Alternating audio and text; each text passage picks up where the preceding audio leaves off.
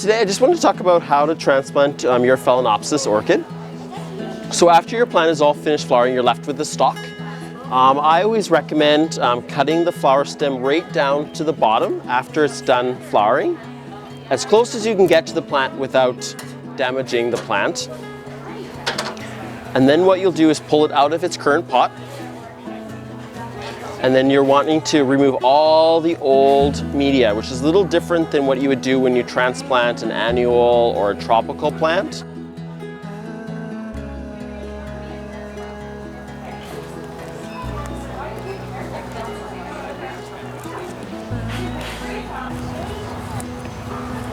So that doesn't harm the plant? So you get all the old media off the plant. And the reason we do this is because it breaks down. That's why we transplant it, not because there's anything wrong with it. And then you'll remove any rotten or diseased roots. Now the rule of thumb is usually if you can fit it back into the old pot, you'd go back into the old pot. To transplant it back in, usually stay with moss if it's in moss, and if it's in a bark mix, then you would go back to a bark mix.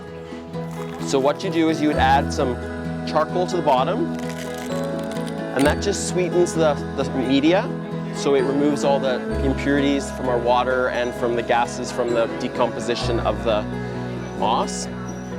And you kind of wrap them all back around.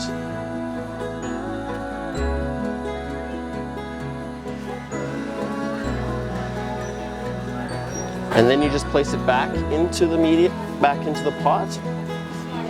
Add a little extra just to fill in the gap. And when you're done, you should still be able to pick up the plant by the crown and stable enough that it will root back in. Give the plant a good watering, and there you go, that's transplanting a Phalaenopsis.